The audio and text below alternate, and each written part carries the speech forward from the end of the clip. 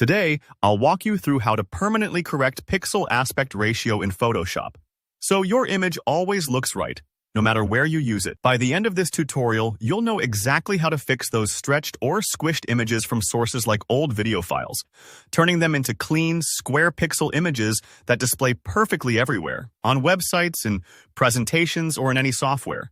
Let's jump straight in. First, it's important to understand why we're doing this in the first place. Images from older video standards, like PAL, often come with non-square pixels. That means even though your image might technically be the right size, it can appear compressed or stretched depending on what program you open it in. If you want the file itself to look correct no matter where it ends up, you'll need to let Photoshop reshape those pixels into perfect squares through a simple but crucial process. So, you've got your image open in Photoshop. The first thing we're going to do is reach up to the top menu bar and click on Image, then select Image Size. This brings up the Image Size dialog box, which is where all the magic happens. Take a moment here. You don't need to rush this part. Inside the dialog box, notice the little chain link icon between the width and height fields. By default, Photoshop tries to keep your proportions locked to avoid accidental warping, but in our case, we actually need to change the width or height independently to correct the pixel aspect ratio.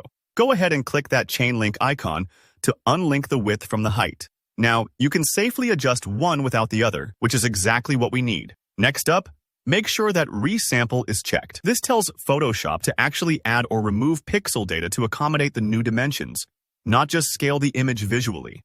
And for best quality, set that drop-down menu next to Resample to Automatic, or a bicubic option like Bicubic Sharper. These are built to give you smooth results without weird artifacts or blurriness.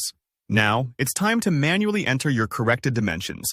This is where you need to know your source pixel aspect ratio. For example, if you're working with an old PAL video frame, you might have an image that's 720 pixels wide by 576 pixels tall.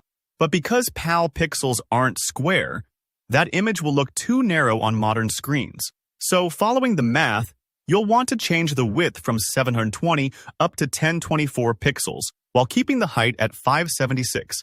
This stretches your image horizontally so it matches the true 16:9 proportions and square pixels, perfect for web use, presentations, and any non-video software. Don't worry if the numbers seem odd or you're working with a different format. Just remember, you're converting to the right display proportions for your final use.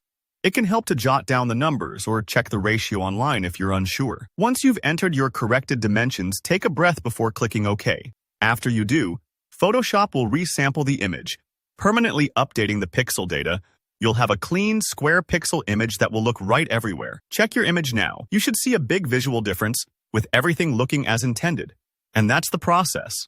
By following these steps, you'll avoid awkward-looking graphics and make sure your images shine wherever they're seen. If you found this tutorial helpful, don't forget to hit like, drop me a comment below if you have any questions or want to share your results, and subscribe for more Photoshop tips that make your workflow easier. Thanks for watching.